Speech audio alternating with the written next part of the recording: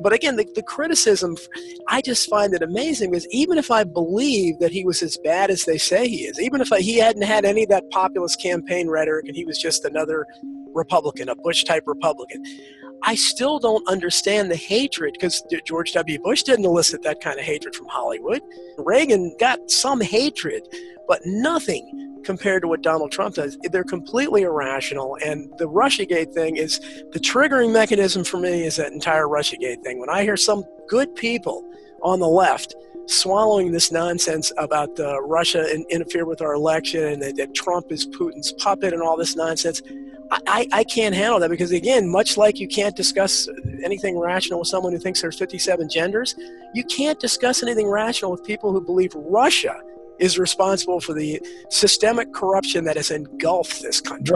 Well, Mueller's investigation so far has cost $25 million, and he calls it a probe, which sounds to me like a colonoscopy, the world's most expensive colonoscopy. But Mueller was the guy, when he was with the FBI, who told the nation that Iraq has weapons of mass destruction, which was obviously a lie. Trump has always dropped little nuggets where he kind of nibbles around the corner of things. Even on 911, he dropped the Yes. nugget. Hey friends, before we begin this very interesting in-depth interview with John Barbour and Donald Jeffries, and you'll want to stay tuned because towards the end, we even touch on some of the JFK Jr. theories.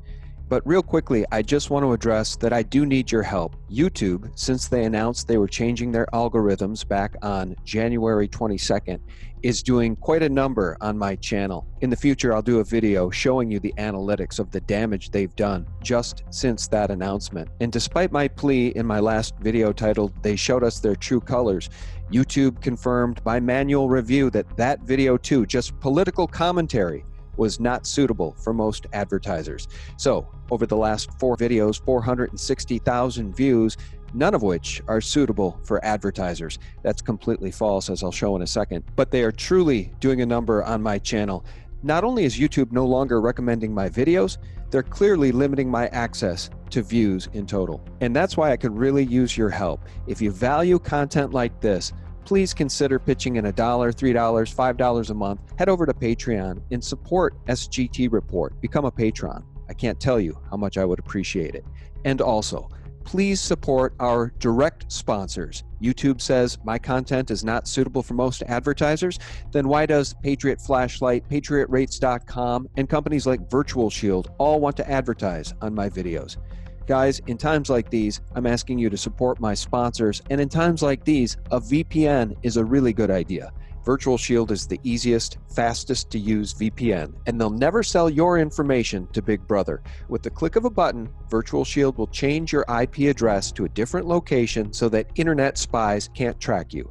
And this month, Virtual Shield is offering 35% off all VPN plans and VIP performance plans for as low as $3 per month. And don't forget about IdentiSafe, which allows you to block off your computer, microphone, and camera access from any spies or hackers. So do yourself a favor and keep your personal data personal with Virtual Shield. I'll leave the link below this video.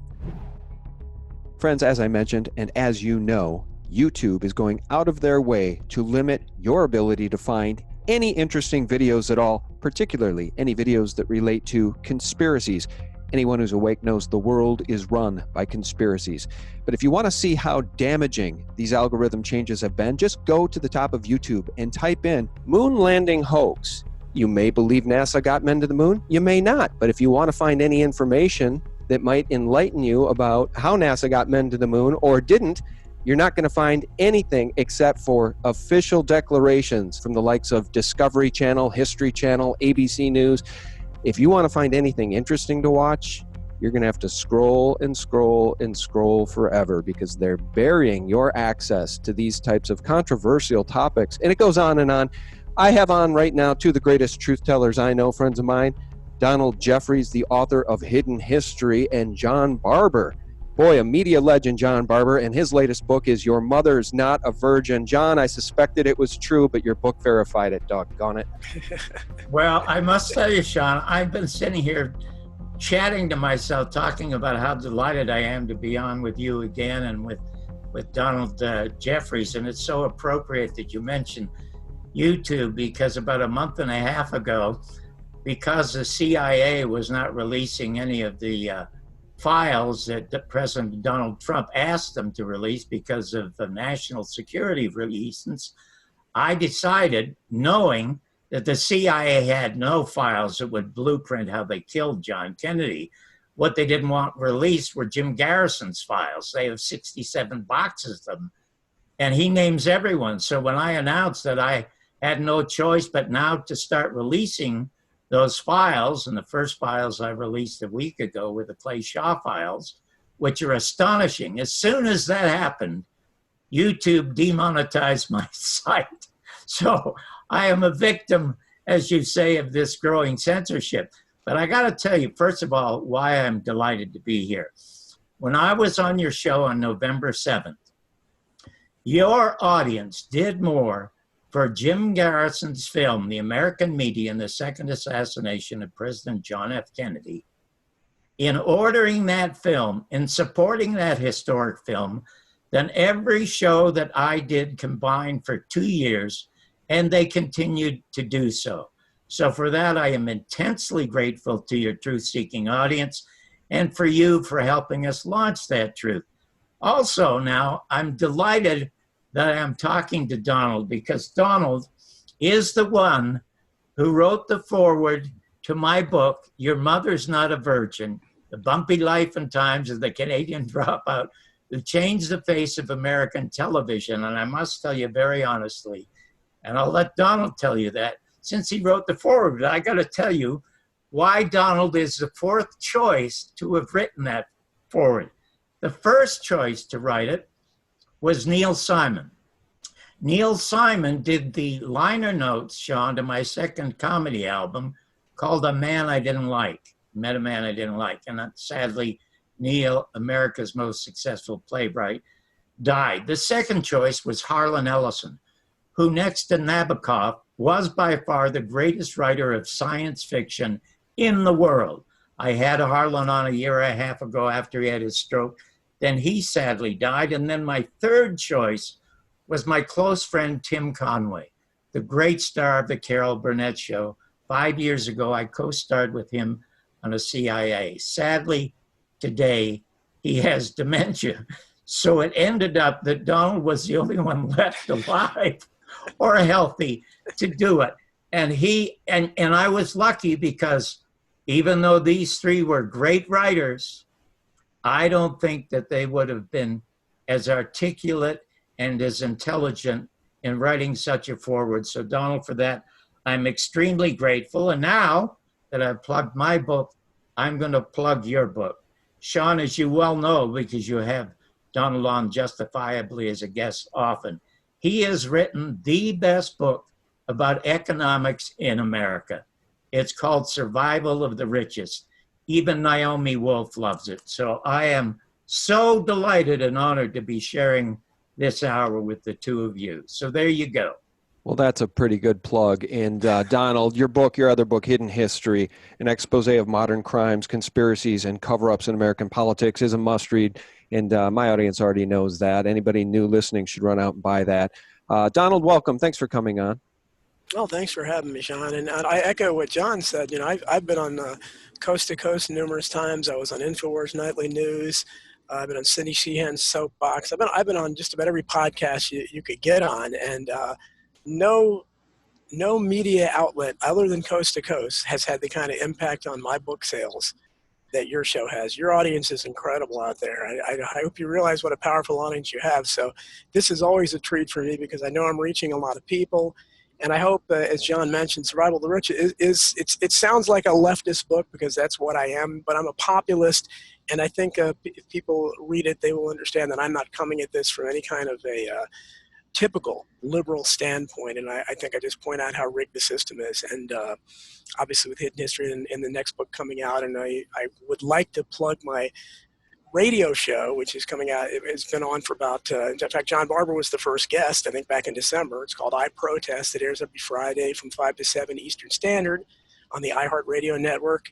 It may be hard to catch it live online, but you can get the archives there, certainly. And we are always looking for support because the hosts do get paid there as long as someone subscribes. So the more subscribers I get to put out whatever money they can, the more I can afford to do this kind of stuff. And I've had some great guests. I had Cindy Sheehan and Gerald Celente.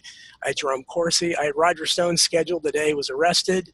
And of course, not to mention John Barbour. Talked to Cindy Sheehan yesterday. So it's a great show. And the readers can also, your viewers can also, please try to check out my YouTube channel, Donald Jeffries, which desperately needs subscribers. And I know I haven't worked on it as much as I have, but I'm gradually putting interviews there, and I'm going to be putting some of my radio shows there. And well, Donald, I don't think you should say that you're left, because I don't think there's any left in America, quite frankly.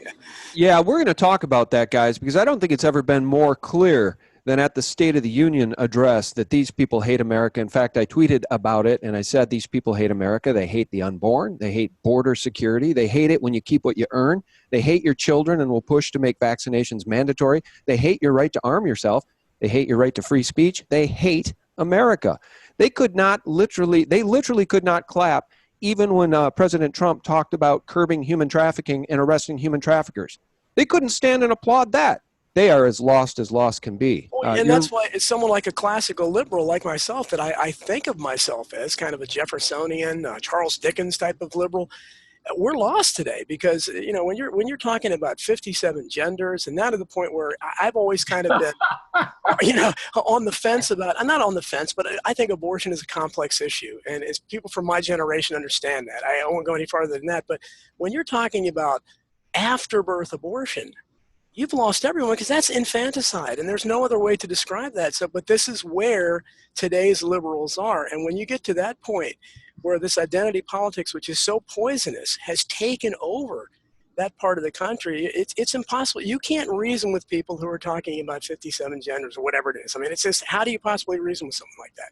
You know, my perspective on this, and I just did a video about it, and I interviewed our friend Harley Schlanger, and the title of the video is Their Satanic Worldview Exposed, because it's really increasingly evident that their worldview is anti-human, which is a satanic worldview, as Harley explained in that interview, I think, very expertly.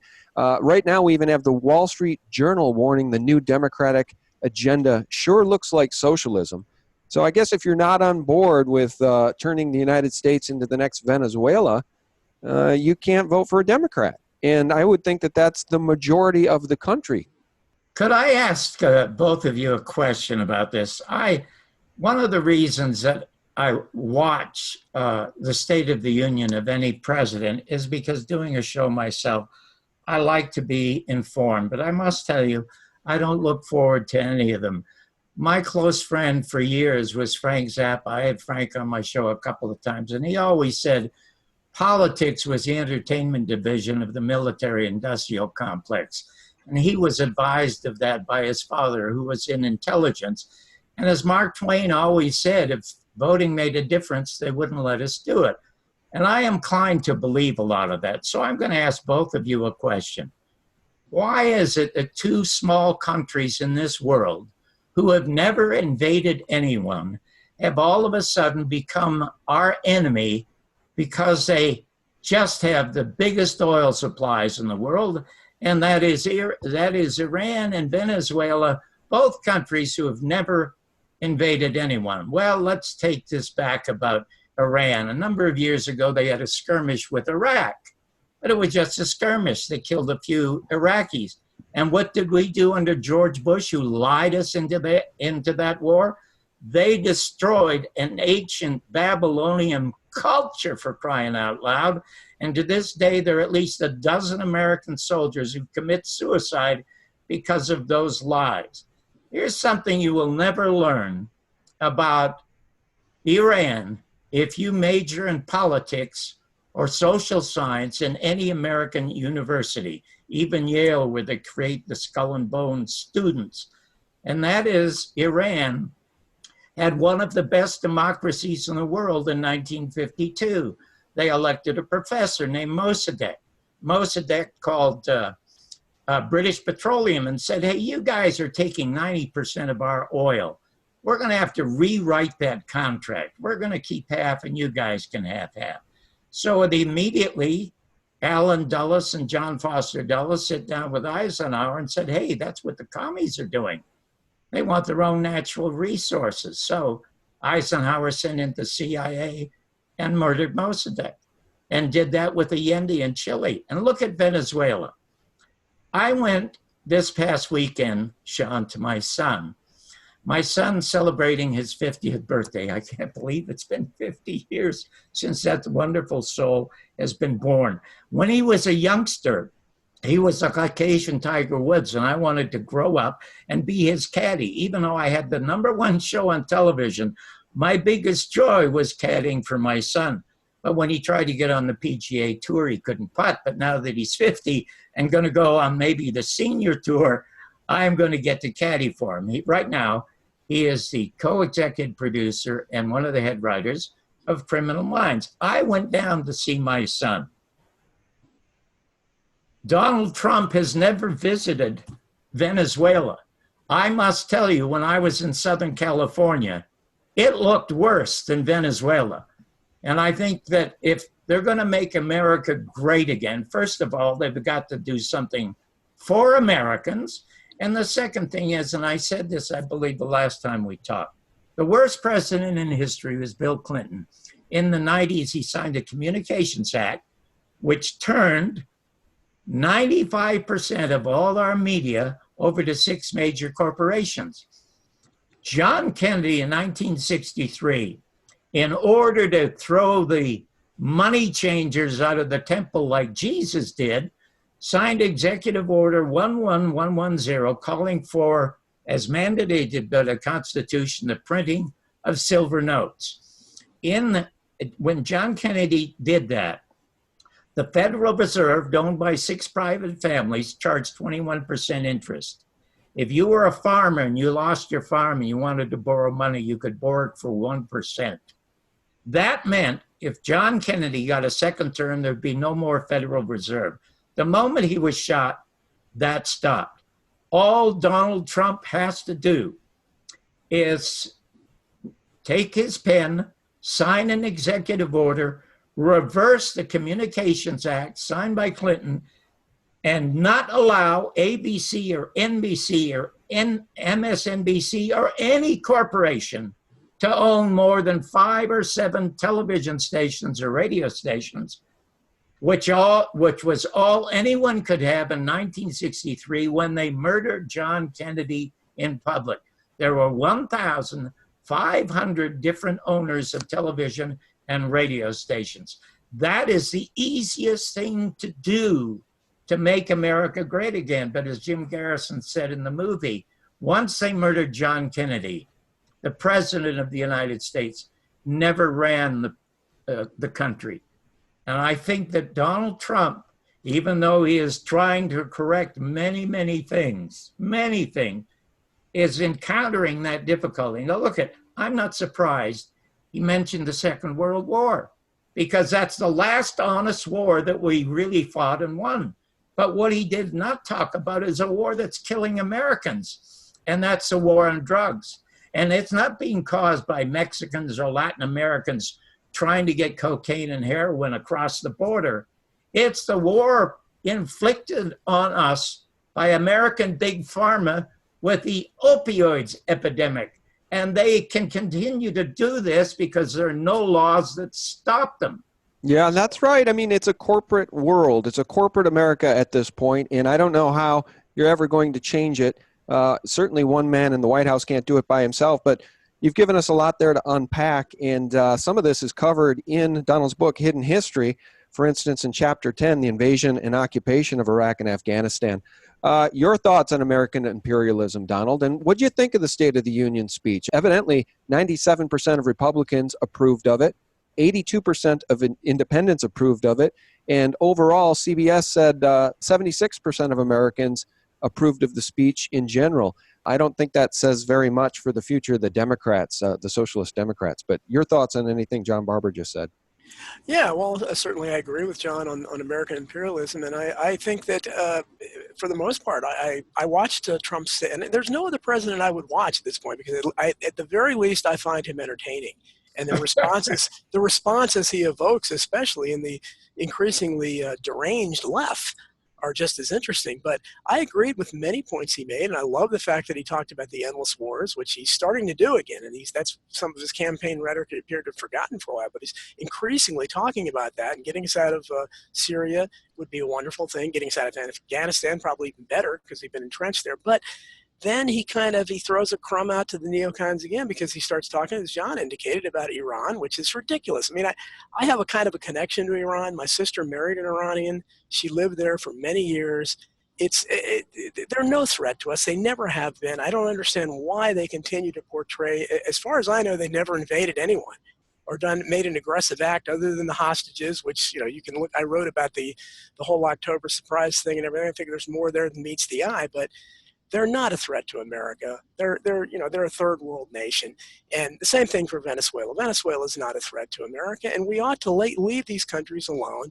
Let them proceed. If they want to become S-hole countries or whatever you want to say, then that's their prerogative to do it. But when our own country is crumbling, when we're sitting here with half of the country 50% makes less than $27,000 a year and has less than 1% of the collective wealth. That's the kind of stuff I talked about in Survival of the Richest. You can't have a first world country when half the country has nothing. And what differentiates me from most of the people on the left that might agree with the disparity of wealth thing is that I see immigration as a huge factor in this, because the last thing America needs are more poor people. And we're importing and allowing to cross our border illegally the poorest people, poorer than anyone in America. So what are they doing? They're adding to that bottom 50%, making it grow, and they're squeezing out what's left of the middle class. And we have to, and Trump talked about the middle class. And let's see if we can have some programs that try to bring that middle class back, because that's what made America different during its peak post-war years up until maybe the 80s. We had a standard of living like none other. And unfortunately, as a late baby boomer, I grew up at the tail end of that, and I experienced that kind of economy. And I don't think kids today or young people today are experiencing that kind of economy. I think it's obviously far different than that. When half your country has nothing, you can't worry about the other problems of the world when your own house is collapsing, there's a hole in the roof, your children are starving. The last thing you want to do is be worried about the neighbors. But that's what Trump's appeal was, putting America first. That was a great slogan, and I'd waited for a long time to hear that. Because obviously, if you're going to be a sovereign nation, you have to get your own house in repair first. Charity begins at home.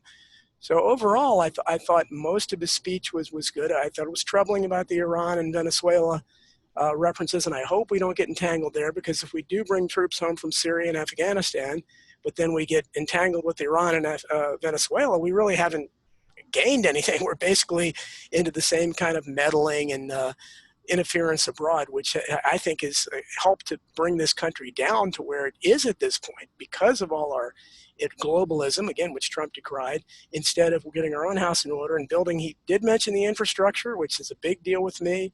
I waited all my life to hear somebody talk about the collapsing nature of the roads and the bridges, and he doesn't even talk about the power grids that go out in a strong wind now, because they haven't been updated since the Eisenhower administration. So if he gets that done, those are my two issues with Trump. Immigration, if he does something about immigration, illegal immigration, and he does something about the infrastructure, then in my book, he'll be the best president since John F. Kennedy alone, just for that. Well, one of the things that I have mentioned to Donald is that a lot of our presidential elections are rigged. And as much as I love John Kennedy, and John Kennedy was by far the most intellectual informed president since Thomas Jefferson, and I recall in 1962, he hosted a dinner that was filled with Nobel laureates and poets and writers. There were 24 people at dinner there, and his toast was, "There has not been this much brain power in this room since Thomas Jefferson dined alone." And that is gone. But I must tell you quite honestly, that election, as much as I loved him, was rigged. And it was rigged by the crooked Democratic machine of Mayor Daley in Chicago, and by the mafia and Sam Giancana's troops going to the coal mines in Virginia. So I admit that, okay? But also the same was true with the election of George Bush in 20 by proven in court, the crooked acts of the Republican Party and a crooked Supreme Court that got us into a fake war. The only election that I can think of that was truly unfixed was the election of Donald Trump. Because if you go back and you look at the mainstream media, all of it, even if it was the internet for the most part, Hillary was a slam dunk. And I think if you look at Donald Trump when he was announced as president of the United States, I think you see a look of surprise on his face. And I think the reason people love Donald Trump, and they may be investing more in his presidency than actually exists or talks about, is the fact that he was not the political establishment. The best thing about him was that he was not Hillary Clinton. And they're investing their hopes that once again, he will indeed make America great. But I don't see it happening. I have hopes for it, like all of you have hopes for it. But as Donald says, you know, I drive a lot, and I live in the West, which is now the pothole capital of the world. I've got to get my tires redone every time I take a trip now. Well, I live in one of the richest counties in the United States, Fairfax County, Virginia, and one of the other richest counties is right next to me, Loudoun. I used to work there. And the roads are in abysmal shape here. So if they're like that here, where some members of Congress live, lots of important people live around here, what must they be like in Arkansas and Mississippi? It's disgraceful, and it's amazing that Trump is the first politician really to mention it. Again, we have not touched this infrastructure since the Eisenhower era. That just think about that for a minute. So, but to get back to the State of the Union, one thing, the reason why Trump, whenever I get dissatisfied with him, and he infuriates me a lot, you know, when he kind of backtracks or whatever he does, but he always is beaten by his enemies. When you looked at the women in the white dresses there, and the way that the Alexandria Ocasio-Cortez is just this media creation that is given so much attention that's unwarranted. It's ridiculous. How anybody can think she's some kind of an outsider and the deep state is propping her up that much. But his opponents always outdo him. They always make him look better because they're just they don't have a redeeming quality. Trump will have redeeming qualities because he'll talk about the endless wars, and he'll throw out some common sense that you don't hear anybody else talking about. So I hold out hope that some good, like I said, at this point, I would be ecstatic if he does something about immigration, because immigration is impacting everyone's lives, and the fact the left appears to want to give illegal immigrants the right to vote, in which case, when I was talking to Cynthia McKinney yesterday, and she, again, that's why she was drummed out of Congress, because she doesn't go for this identity politics. As a black woman, she hates identity politics, and she said the same thing I did. If illegal immigrants can vote, what is the point of being a citizen? What does American citizenship mean if you don't have to be a citizen to vote? But this is where today's left is at, and that's why they're completely lost. And after Trump is what worries me, because to me, Trump is our last hope, however you look at him. Because beyond him, there is no other Republican like Donald Trump, unless maybe Rand Paul would be good, maybe. But I don't think they would ever, I don't think he is charismatic enough to win. Donald, I think you pointed out something that's really profound. The hatred of Donald Trump is so intense. First of all, I think the Democratic Party is over and done with. That has disappeared. But when I see people supposedly who are opposed to Donald Trump and their behavior, they make Donald Trump look better because they are not as vulgar as they are. And if you go to YouTube and you Google John Barbour's open letter to Robert De Niro, Robert De Niro is a great actor. But what he said at the Tony Awards when he told the president he should go F himself, I was absolutely, totally outraged by that, to the point where I won't even, Robert De Niro has now destroyed the enjoyment that I have from watching some of the great movies he has done. I can't watch him anymore because now I don't see this superb actor. I see this absolute repugnant human being who wasn't articulate enough to express his outrage at the president. And it seemed like all civility has disappeared in America. I totally agree. And I think that that's what we saw during the State of the Union address, too. These people have shown their true colors. They couldn't applaud anything good for America. They refused to applaud for anything good for America. And then you had Nancy Pelosi sitting behind the president, shuffling through papers. One of the most disrespectful things I've ever seen in a State of the Union address. I've never seen that before. Hey, Sean, but wasn't it adorable, though, when he walked up there and he said, "Oh, hi, Nancy." I thought that was terrific. He was so casual about it. Yeah, and I think again that Trump, no matter what, even if the hatred that he has elicited or inspired in so many of these celebrities, especially, I really don't understand it, because even if I believe that he was everything they say he is, where he's just a totally corrupt businessman, he's a racist, he's a misogynist who hates women and uses them, whatever, even if you believe the worst about him, as someone who writes about history, I can't find a body count for the guy. And that's saying something, because other than Jimmy Carter, there's a body count behind every president in my lifetime where there's tons of mysterious deaths, and that I can't find them around Trump. So to me, it looks, the guy doesn't drink. He's apparently a teetotal. He doesn't smoke. So the other thing about Donald Trump that upsets me about the media now is this fake Russian collusion thing. First of all, I don't know of any Russian Americans who voted for Donald Trump. So the fact that he is elected by Russia is absolute and total nonsense. So what they're pointing out is the fact, and it's a true fact, that he may have been wanting to negotiate with the Russians to build the Trump Tower in Moscow. So what? It's out in the open. Now he becomes president of the United States, and maybe his company is still negotiating that. So what?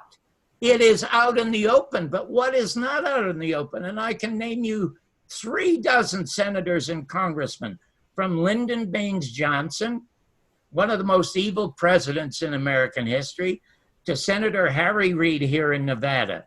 They all go into office poor, and they all come out mega millionaires, although they were poor public servants, as history proves.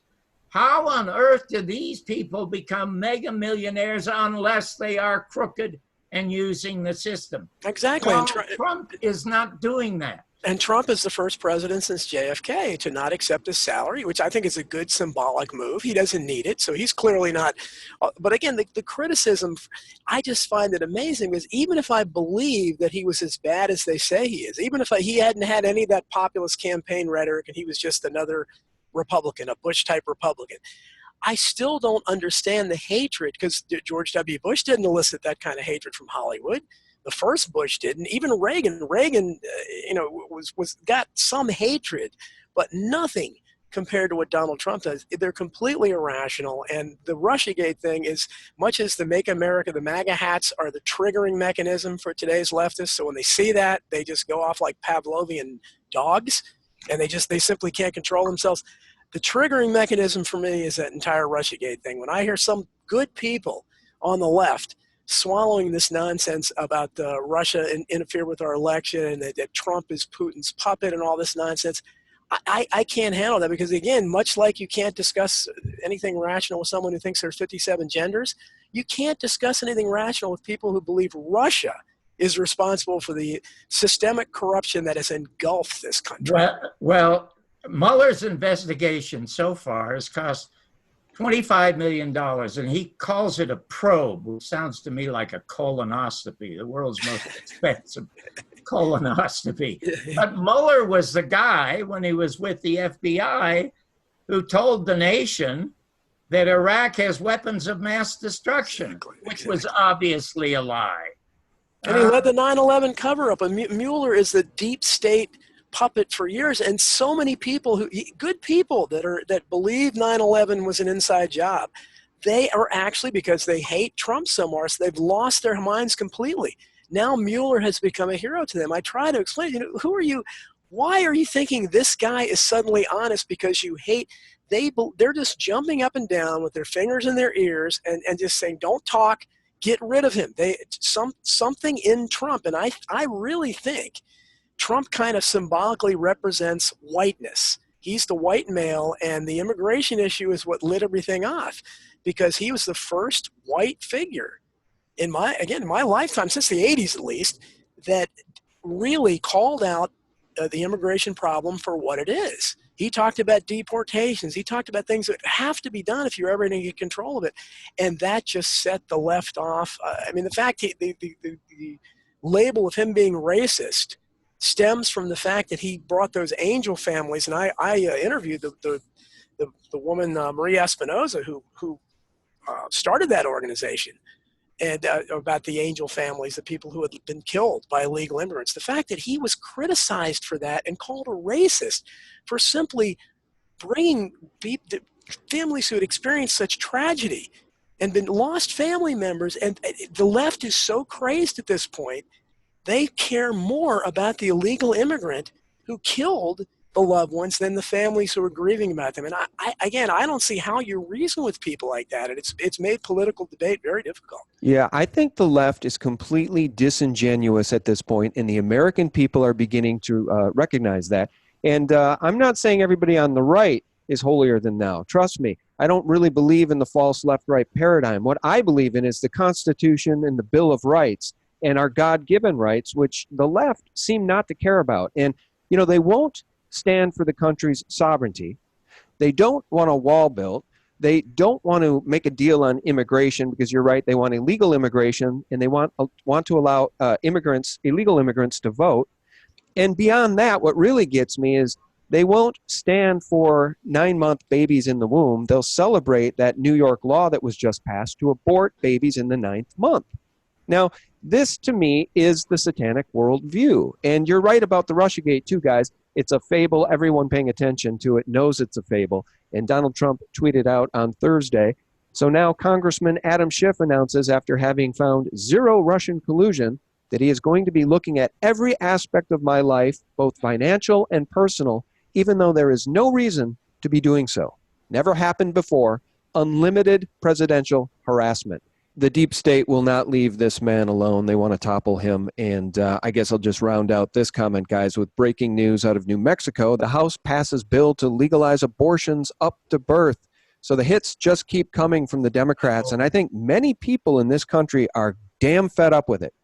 Yeah, and it is, and I think again, it's something like abortion, which it's never been a hot button issue for me. I think it is a complex issue, but not in the 9th month. It's not a complex exactly, issue. Yeah, exactly. When it gets to that point, I don't know how anybody can argue. We had the partial birth abortion thing 4 years ago, which I didn't understand how anybody could support that. But I had talked years ago about, there's been a professor, I think he was at Princeton for years, that has been advocating openly after birth abortions. And now you're seeing that come to pass, where I believe it was the Virginia governor, until he had the blackface scandal. Wasn't he the guy that said a woman has the right up to 3 weeks after birth? Something ridiculous like that. Don't you kind of lose that whole? John, let me ask you a question. Yeah. Well, by the way, guys, and we need to talk about this too, there's a human trafficking, organ trafficking aspect to this whole thing that the Democrats, again, the Democrats would not stand and applaud when President Trump talked about arresting human traffickers. If they won't clap for the arrest of human traffickers, but they will applaud the 9th month abortion thing, they are hopelessly morally bankrupt. John, what were you going to ask? Well, President Trump is doing more to prevent human trafficking than any president in history, and it almost goes unreported. So let me ask you a couple of questions, because, Sean, you said the deep state wants him to go down. Indeed, they want him to go down. But you think maybe some in his own party, because Donald pointed this out, that he talked about withdrawing the troops from Syria and withdrawing the troops from that stupid war in Afghanistan. And yet Mitch McConnell and some Republicans begin to denigrate him for doing that. Your thoughts on that? Well, didn't they just vote too overwhelmingly to keep the troops in Afghanistan? I thought I read that right after his speech, I believe, and certainly the Democrats voted overwhelmingly for it. I think most of, and that's the thing about Trump that is so mystifying. He really is alone. There are no Trump. What Trump Republicans are there? Maybe Rand Paul to some degree, who I would love to see him as Secretary of Defense. But everyone else, I mean, there are a few, I'm probably forgetting their names, maybe it's Justin M. Ash or something. There's a few people, I guess, in the House that are kind of, pretty much support everything Trump talks about. But for the most part, they're Mitch McConnell types who clearly never liked Trump. And most of his cabinet is this way. Lots of never Trumpers who, I mean, when you name somebody like William Barr as your Attorney General, who openly admits to being best friends for years with Robert Mueller, who is conducting this witch hunt that you rightfully call a witch hunt. What are you doing? You have to know that. So that's what makes me question everything about this, because it makes no sense. Is it theater? Okay, this question to you, Donald, which is intensely interesting to you and to me, and of course to Sean. You mentioned earlier Roger Stone. Roger Stone, as a matter of fact, the FBI sent more people to arrest Roger Stone than they did to kill bin Laden.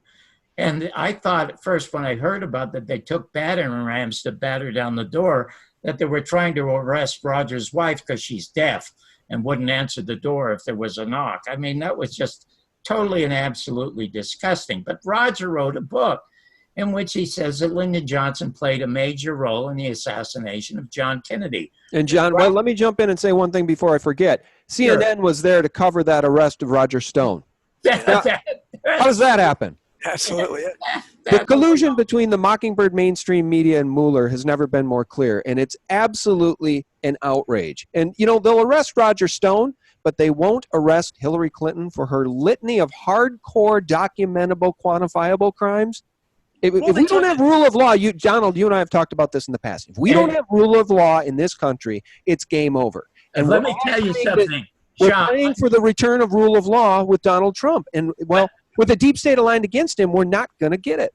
Let me tell you something, Sean. In any society, those people who make the laws are never held subject to breaking those laws. So there you go. It doesn't matter what society you're in. But what I wanted to bring up was that Roger was a very close friend and advisor to Donald Trump. If he felt LBJ was involved with the murder of JFK, can you imagine the very intensely interesting private conversations these two men had? So obviously Donald Trump knows a lot more about the assassination than he is letting on, and he has pushed the CIA a couple of times.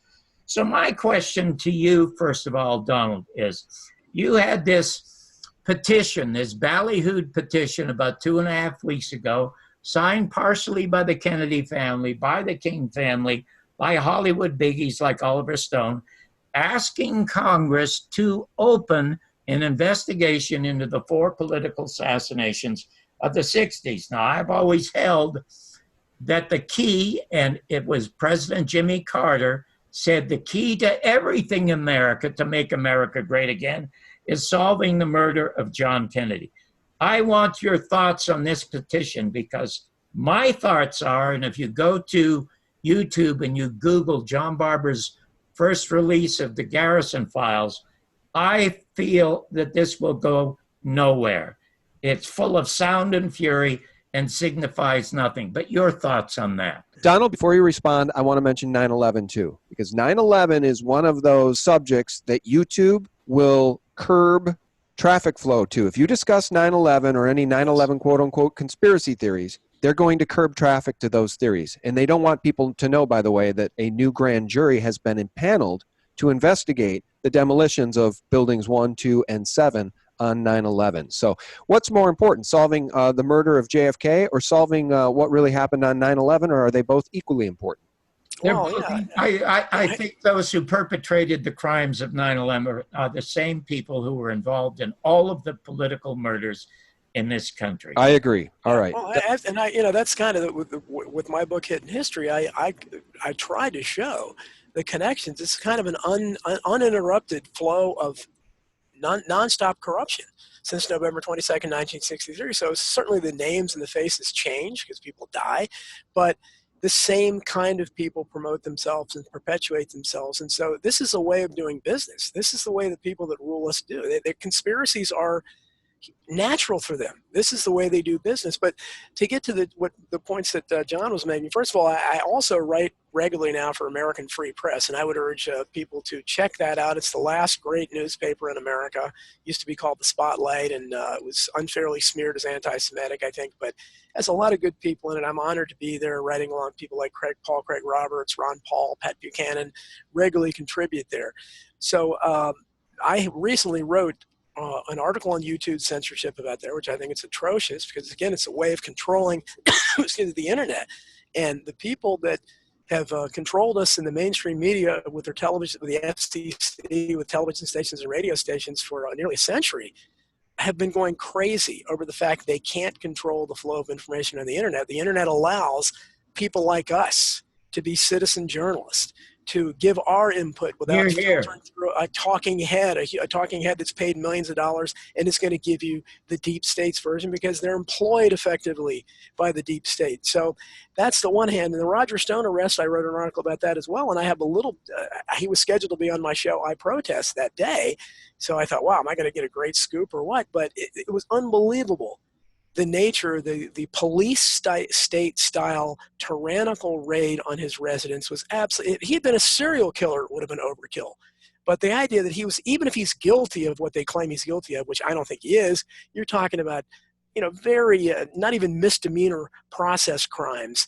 And to go to that extent, it reminded me of the assault at Waco, which was when many times that our leaders crossed a moral line in the sand.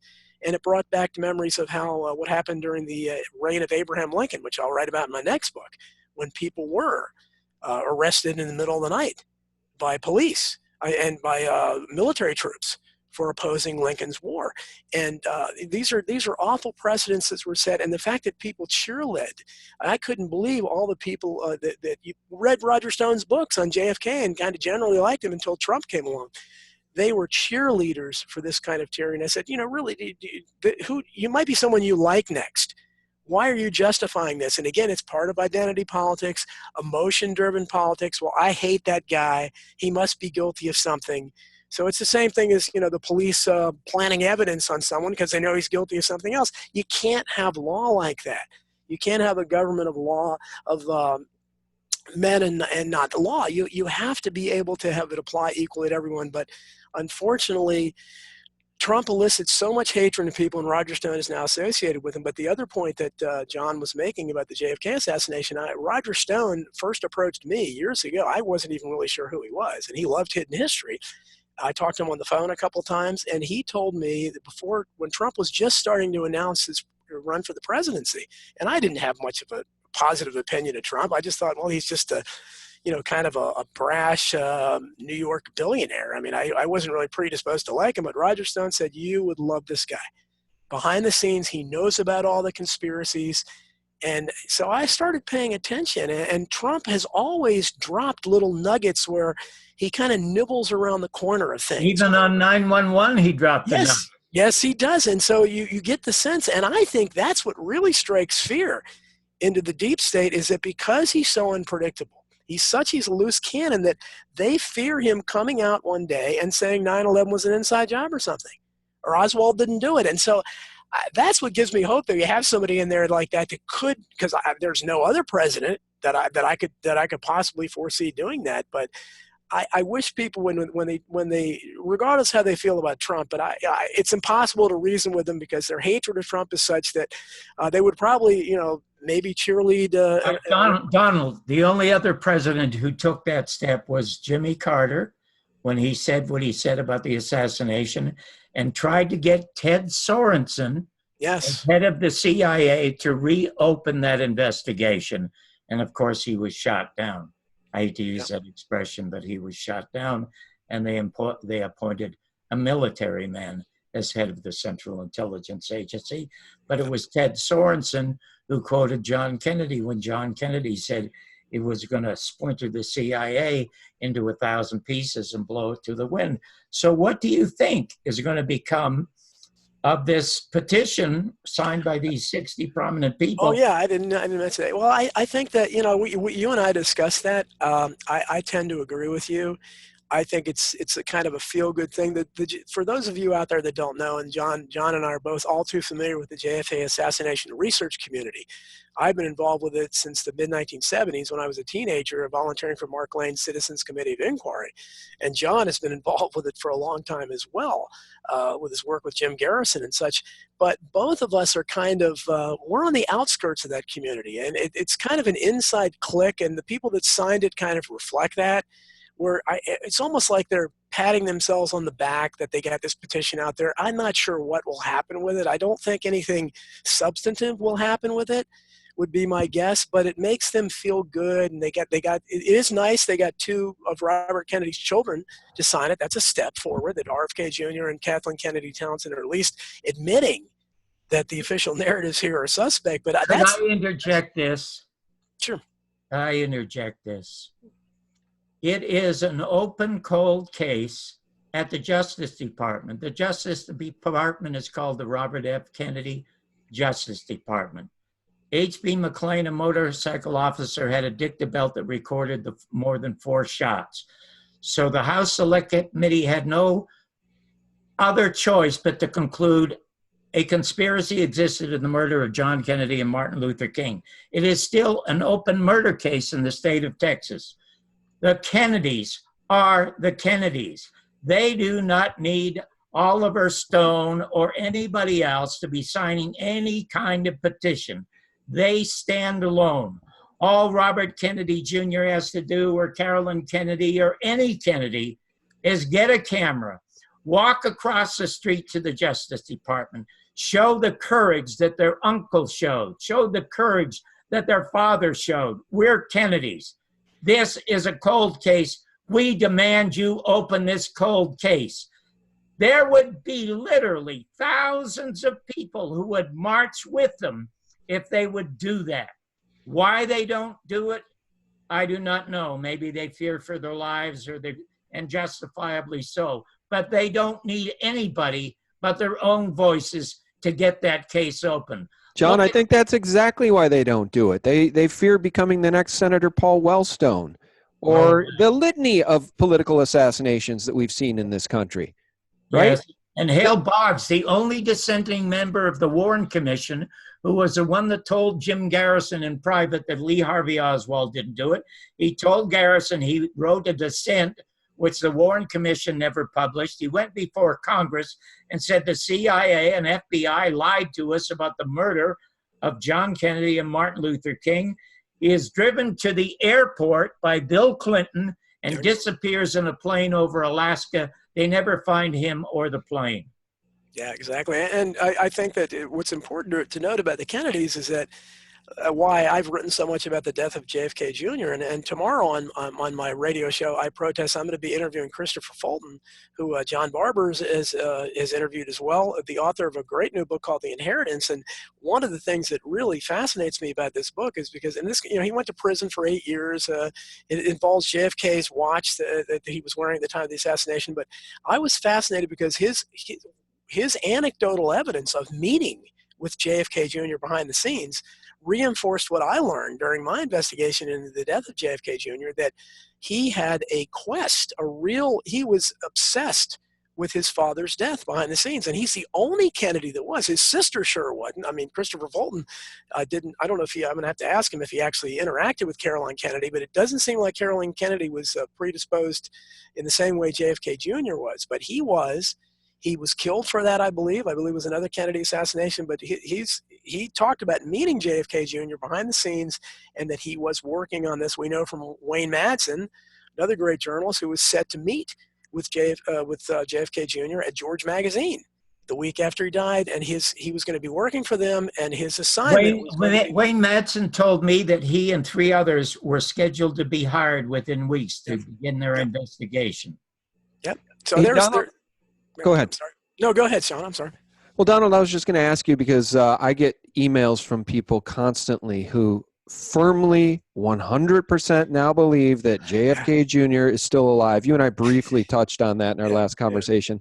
Let me just ask you, just to address that briefly. I don't subscribe to it. I don't see how how it would be remotely possible for, at the time, the world's essentially most famous man to just disappear. And his private entertainer is Elvis Presley. Yeah, but let me ask you this, Donald. When they found the plane, they say they found bodies. They said they did. Do we have any evidence? Was there ever any evidence of his body having been discovered that we know is actual concrete evidence? A funeral, an open casket. There's just nothing. What would feed those theories is the nature of the way the bodies were recovered in total secrecy.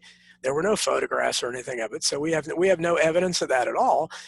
Everything was destroyed very quickly, and most mysteriously of all, JFK Jr., his wife, and her sister were all cremated, and their ashes scattered at sea very quickly, which is very strange for Catholic. As a lifelong Catholic, it's acceptable now for Catholics to be cremated, but especially a high-profile family like the Kennedys, I can't find any evidence that any other Kennedy was cremated. I find it very strange, and as I wrote about in Hidden History, I quoted the Boston Globe and other establishment sources who really question the very quick and shoddy nature of the so-called autopsy. There was not very much work done on their bodies.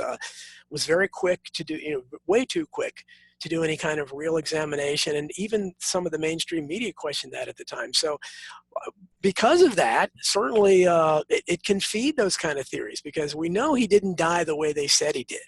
He didn't die because of recklessness and bad weather. We know that. And that Disinfo special was on ABC last month or whatever, was just awful. We're just kind of fed into this stuff. And I talked. Tell them about the newspaper man that you talked to. Yeah, well, there's the local reporter at the scene, Steve Zbraka, who was the first guy on the scene, and he volunteered to me there's something wasn't right about that crash, and we began a correspondence about that. He's the one who talked to the still missing Martha's Vineyard reporter, who was never named and reported seeing an explosion in the sky at the time and location when JFK Jr.'s plane went down. That person was never identified. Steve Zbraka told me he would swear in court that this guy existed. I tried to contact the editor of the Vineyard Gazette years later when I was writing Hidden History, and she claimed not to remember the story. Now, the Vineyard Gazette is a little tiny paper, local paper.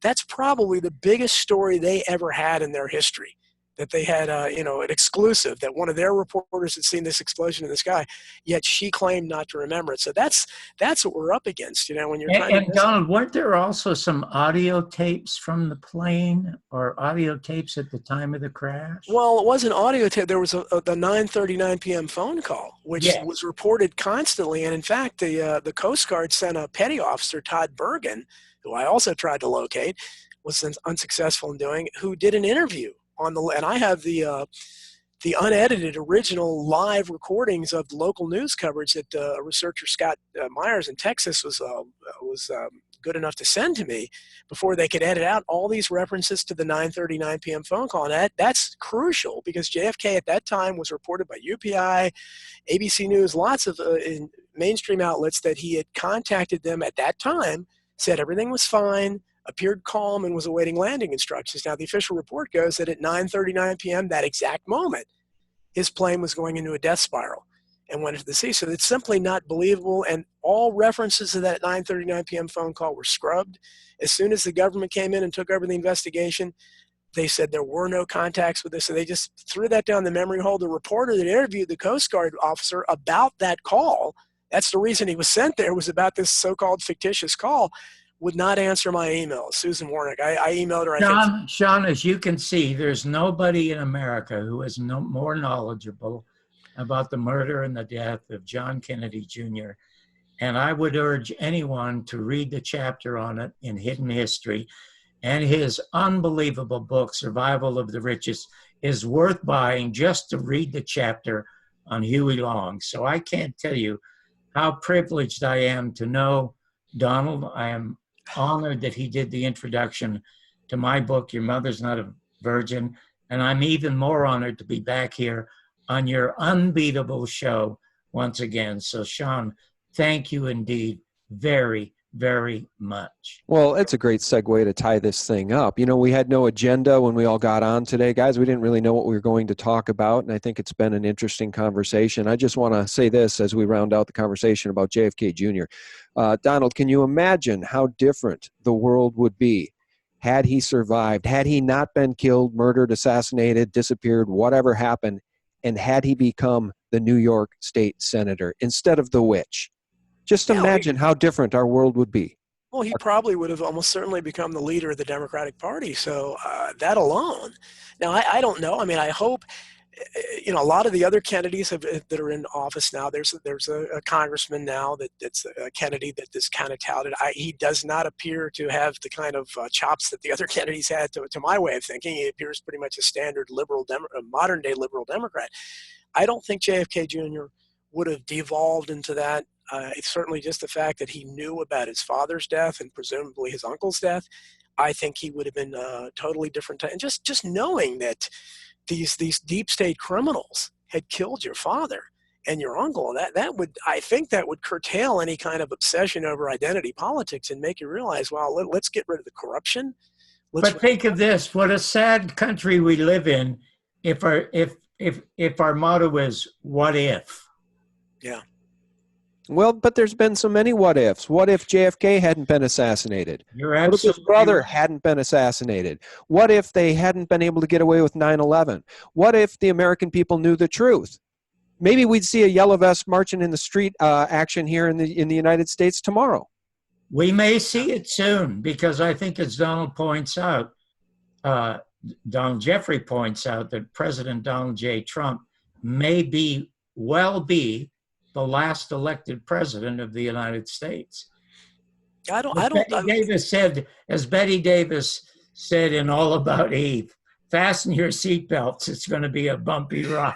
And that's true. And I think that's the important thing, is to consider of course, we all hope that Trump could get some of these things accomplished. I mean, we hope that he can even begin to drain the shallow end of the swamp, at least some of the swamp. If he can get anything done there, and I'm not waiting for the arrests and all that stuff that so many people are waiting for. Like I said, if he does anything about immigration and the infrastructure, I'll be happy. If he ends our entanglements abroad, that would just be icing on the cake. But what worries me is what happens after Trump, because I don't see anybody else on the horizon. I don't see another Trump type of figure with all his flaws.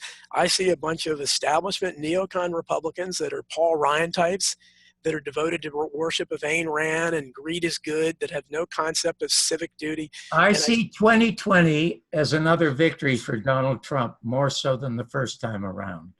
I think so. Well, if they nominate, look at Kamala Harris, who they're trying to promote as this new. I mean, first of all, she's married to a powerful Zionist, and Cynthia McKinney told me last night, they try to keep him hidden.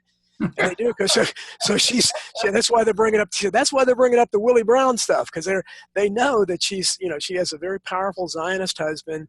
She's so pro-Israel, it's not even funny. You have Cory Booker, who has a skeletons in the. What is she? Oh gosh, I can't remember what Cynthia McKinney told me. It was a connection he has that I didn't even know. But these are people that are not. And and somebody like Elizabeth Warren might be a little bit better. She doesn't seem to have quite the scale, but Trump would ridicule her enough. The Native American Elizabeth Warren? Exactly. So, and that's all he would have to do is call her Pocahontas a couple times, and she's just not going to be able to effectively counter that. And I don't see anybody on that side. Like I said, Cynthia McKinney was one of my favorite politicians. They ran her out of Congress. They ran Dennis Kucinich out, who I thought was good too. I don't see any other Democrats over there that are not awful. Joe Biden, I mean, all they've got to do is show the videos of him, grabbing little girls and women, all the creepy Joe they call him. I mean, just that alone would destroy his candidacy. So yeah, I agree. With all the people, the media hating him, and I can only imagine it will be entertaining. The best thing about that would, if Trump got reelected, even if he doesn't keep any of the promises that I want him to keep, just watching the other side implode, which I'm sure they will do if he's reelected. I don't know what they'll do. They may just stop coverage or something and refuse to acknowledge that he was reelected, but that would be at the very least entertaining. Absolutely. Well, guys, I really do appreciate the time we've had together today. I think this has been an engaging conversation, and I just want to shout out to the audience. I agree with you guys. We started talking about, you guys mentioned at the top of the show, how great my audience is, and they are among the most generous audiences out there, to be sure. I hear time and time again from authors like Wayne Jett, James Perloff, and of course you, Don, that they've never sold more books, and it's because I have a very generous audience. They're well informed and they want to be better informed, but at the end of the day, they're very, very generous and supportive. And for that, I thank each and every one of you who are listening. Guys, I guess, John, how do people find your work? I know you have a YouTube channel. It's John Barbour, but tell people how they can find you otherwise. Thank you so much, Sean. All they have to do is go to www.johnbarbersworld.com. There they can see the free Garrison tapes, the original. You can see all kinds of entertaining material. Greatest documentary about an entertainer, Ernie Kovacs, television's original genius. But more important, you will find all the links to Amazon and Vimeo and iTunes to the American media and the second assassination of President John F. Kennedy. But in spite of all of that, the thing that I am truly, truly happiest about, Sean, is this incredible book that your audience will thoroughly, thoroughly enjoy. Your Mother's Not a Virgin. And I want to thank you so much. And I want to thank your fantastic, generous, knowledgeable audience. Yes, thank you, John. Absolutely. And Donald, you've got your YouTube channel, which you promised to start posting more too, I hope. But then tell people again about the podcast. You said it's Friday nights. How do people find that? Yeah, and if I could, I'm going to try. If I can send some links to you, maybe you could post them up there. It's on TFR, Truth Freedom Radio, Truth Frequency Radio, but it's through the iHeart radio network, and it's called I Protest. If you Google that, you'll find it. But I'm going to send you a link if I could, and also to my YouTube channel. And also, I'd like to promote more because Hidden History always does well. It sells great. Your audience seems to have loved it. I just would like more people to try Survival of the Richest. It's a little bit different, but it's a very important issue, and I think it really goes to the nature of the system that is completely rigged. As Donald Trump talked about that, and I had already written about that in the book. That's exactly the way I referred to it, is because it is a rigged system. It's rigged against the average person. I think anybody that reads my book will. And it's a great read. It's easy to read. It's a fun and informative read. You must get it. Thank you. That's a very good endorsement, I would think. Yeah. A fine endorsement indeed. All right, guys, thank you so much for listening. And Donald Jeffries, thank you so much for joining us. Thank you. And John Barbour, TV legend, thanks for joining us. Thanks again, Sean. Bye-bye. It's my pleasure. And guys, thank you so much for tuning in. Thanks for all your support. And for real news 24/7, the antidote to the corporate Mockingbird mainstream media lies, visit us at sgtreport.com. God bless. Bye-bye. So this guy has been arrested for running a child sex slave farm. He was selling babies on his child sex slave farm. There has been over 600 allegations of sexual assault against this man. Think about that number, 600.